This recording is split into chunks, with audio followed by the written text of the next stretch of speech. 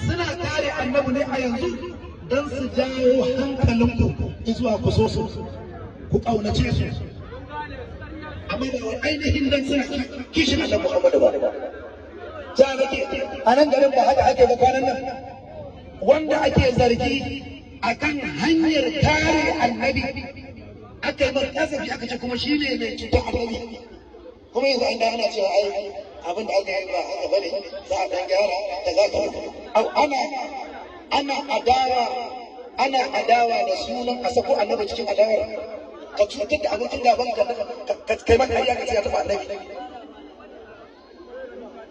Malamai duk wanda ba dan kungiyar suwana bane yana fitowa in hudu ba akan wancan dan kungiyar ya bata shi dan al'ance shi a ce masa makiyin manzon Allah. To ku sani Allah baya bacci, wallahi duk wanda yake da kun kare annabi da gaskiya wallahi sai an sake shi. Na rantse da zatin Allah duk wanda yake nufin ikare annabi Muhammadu wallahi ba za a ce masa ba. Kuma duk wanda yake so ya shigo cikin fagen kare annabi ku ce mai itina baya kuma ya kalli kansa me yake ciki a wata kan aqida yake sannan kai magana. An dan bara zai ce wai je kare manzo Allah ba ka da hankali. Idan iyayen mu ɗan faira ne ku je ku tambaye su ba mu bar su dan ita ba, kuma idan iyayen mu yau mabiya annabi ne ku ce ba mu taimake su wajen dawowa su koma wajen annabi ba, sai da muka yi iyayen mu wannan.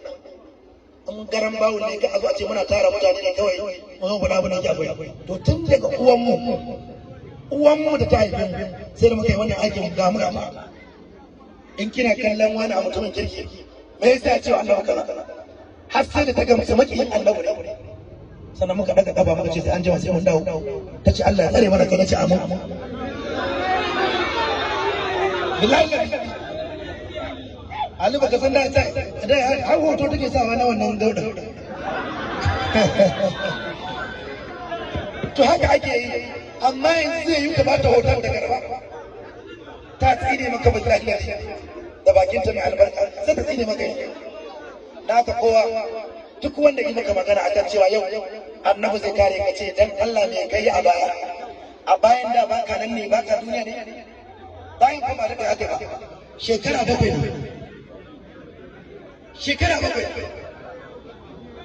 shekara bakwai duk muka sa abin da